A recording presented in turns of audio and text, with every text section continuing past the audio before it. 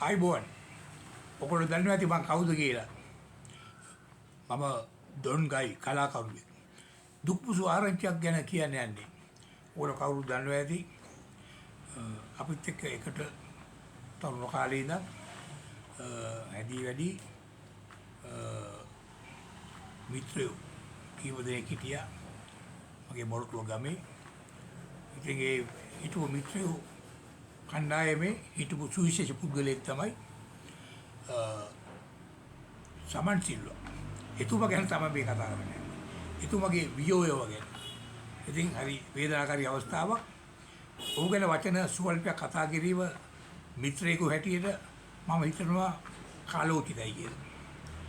මොකද අපි කලාකරුවෝ හැටියට මොරටුවේ කීප දෙනෙක්ම හිටියා. ඩියාලේසන්, ධනපාල උඩුවත්, සමන් සිල්වා, අසංක ප්‍රියවන්ත පීරිස්, පෝල් ෆර්නෑන්ඩු, ක්‍රිස්ටෝෆර් පෝල් ෆර්නෑන්ඩු, ලාල් සිල්වා, ෆ්‍රෙඩි සිල්වා. මේ අපි ඔක්කොම යාළුවෝ මොරටුවේ හොඳ වැඩ පෙන්නපු කට්ටිය. එතකොට මේ විස්තරේ කියනකොට මට පොඩ්ඩක් සමන් සිල්වා ගැන කතා කරන්න. සමන් සිල්වා මට කොහොමද හමු වුනේ? ඔහුගේ ජීවිත කතාව ගැන. අපේ තරුණ කාලයක් තිබුණා ගෙවල් වලින් අපි පොඩ්ඩක් එපා වෙලා වගේ. ඒකට කියන්නේ වල බහිනවා කියලා කට්ටිය කොල්ලෝ ටික. ඒ කියන්නේ ඉස්කෝලේ ගිහිල්ලා ඉවර වෙලා අවුරුදු 17 18 වෙනකොට එනවා බજાર එකට යාළුවෝ හම්බෙන්න.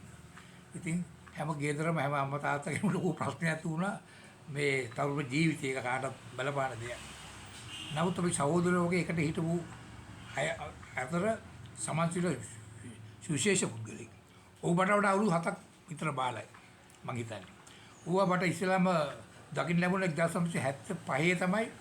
මම ඌව ඉස්සෙල්ලාම සංගීත එතන මූ ආවා ගීත ගයන්න මේ පොලි බෙස්ටෙන් ගීත තමයි ගායනා කරේ පටන් ගන්න. ඊට පස්සේ මම ඒ කාලේ මම සංගීත කණ්ඩායම අරන් හොටෙල්ස් වලට යනවා. ඒ යන අවස්ථාවවලදී මට හොටෙල් එකෙන් කිව්වා බෙන්තොට බීච් නෙමෙයි මොකද සෙරන්ඩි හොටෙල් එකේ මිස්ටර් හබීඩ් කියලා. ඉංග්‍රීසි සින්දු කියන්න පුළුවන් කෙනෙක් ඉන්නවනේ එක්කන් එන්න කියලා. අන්න මට ඒ වෙලාව සමන් සිල්වාව හම්බුණා. මම සමන් මෙහෙම වැඩක් තියෙනවා යන්න මචං කියලා. පස්සේ සමන්ට තිබුණා ඉංග්‍රීසි ටොම් ජෝන්ස්ගේ සින්දු ලස්සනට කියනවා. ඔය බිම දිගා වෙලා පෙරලිලා තමයි සින්දුව කියන්නේ.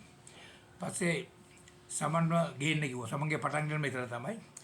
ඉතින් සමන්ට ඒ අවස්ථාවේ මම කියනකොට ඒ කාලේ මම මේ අගෞරවයක් කරනවානේ පොඩි ඕන කෙනෙකුට හම්බුනේ සුළු මුදලක්. මම බෑන්ඩ් ඩ්‍රාමයකට දුන්නේ රුපියල් 40යි ඒ කාලේ. ඒ කාලේදී ලොකු මුදලක්. සමන්ට 5ක් වැඩි කරලා දුන්නා රුපියල් 45. ඊට පස්සේ සමන් මේක දියුණු කරගත්තා. ඔහුගේම ගීත ගයලා ඔහුගේම ලස්සන ගීත වගේක් කියලා ඔහු ඉදිරියට ආවා. ඉතින් මේ විශේෂත්වය ගැන මතක් කරන්න ඕන ඔහු අපිත් එක්ක හිටපු කාල සීමාව. මොකද සමන් කියන්නේ බොහොම අමාරුවෙන් කියන්නේ ඔහු ආනන්ද කොලෙජ් එකට ගිහලා මම දැන් ප්‍රින්සිපල්ස් එකට ගියා. මිතුරු අතර හොඳ මිත්‍රයෙක්. නමුත් ඔහු තිබුණ විශාල දුර්වලකම කලාකරුන්ගේ තියෙන විශාල දුර්වලකම තමයි සමුගේ සෞඛ්‍ය තත්ත්වය තියාගන්න ඕන. ඔහු පොඩ්ඩක් දුම්බි වගේ දේවල් කරා. ඒක පොඩ්ඩක් නරකයි. ඉතින් ඇත්තම කියනවා හොඳ දරුවන් 3 දෙනෙකුගේ පියෙක්. හොඳ බිරිඳගේ ස්වාමි පුරුෂයෙක්. අපි මිත්‍රයන්ගේ කල්යාණ මිත්‍රයෙක්.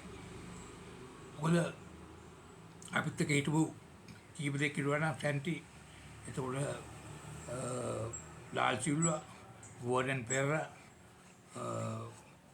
රොඩි ලීච්, ඒ වගේ ගොඩක් ප්‍රියන්ත ෆර්නෑන්ඩ් මේ ඔක්කොම මොකක් අය අපි දාලා ගිහිල්ලා දිනවා. නමුත් මොරටුවේ ලස්සන කරන්න හිටපු සමන් සිල්වාගේ වියෝව ගැන මම දුක් වෙනවා.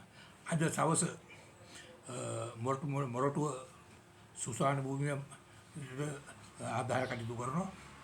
ඉතින් ඔබතුමන්ලාට දන්වන්නේ ඔහුට කැමති අය ලැබී අය ඉන්නවනම් ඔහුට ආදරය කරන අයට මතක් කිරීමක් හැටියට තමයි මේ කියන්නේ. ඉතින් තව දෙයක් කියන්න තුන අවසාන වශයෙන් ඔබ මතක් කරේ මම ගායකයෙක් වුණේ ඔහු වින්දා. ඒක මම සින්දු කියන්න පුළුවන් කෙනෙක් නෙමෙයි. නමුත් ඔබ වේදිකාවල විනෝදවල තැන්වල Taman පිටිපස්සට වෙලා සින්දු කිව්වම මම ඉදිරියට ඇවිල්ලා මම සින්දුව කියලා හරි මම කියනවා වගේ. මොකද මගේ ඇක්ටිං පැත්තක් තියෙනවානේ. ඒ වගේම හොටෙල්ස් වලට ගියාමත් මම ওই වැඩේ කරා. සමහර හොටෙල්ස් වලින් කියලා තියෙනවා මාව එක්කන් එන්න කියලා. ඒ කියන්නේ මගේ රංගනේ හොඳින් ඉඳම සින්දුව නෙමෙයි. ඉතින් ඒ වගේ මට හුඟක් උදව් කරපු පුද්ගලෙක්. ඉතින් ඔහුගේ වියෝව ගැන දුක් වෙනවා. ඔහුට අමාමා නිවන් සුව ප්‍රාර්ථනා කරමින් මම නිහඬ වෙනවා. අද සවස් 3:30ට ඔහුගේ කටයුතු අවසන් කටයුතු සිදු කරනවා. මේ යාළුවෝ මිත්‍රෝ වෙනුවෙන් ඉල්ලා සිටිනවා. බොහොම ස්තුතියි. මම ඔබගේ කලාකරු දොන් ගයි. ස්තුතියි.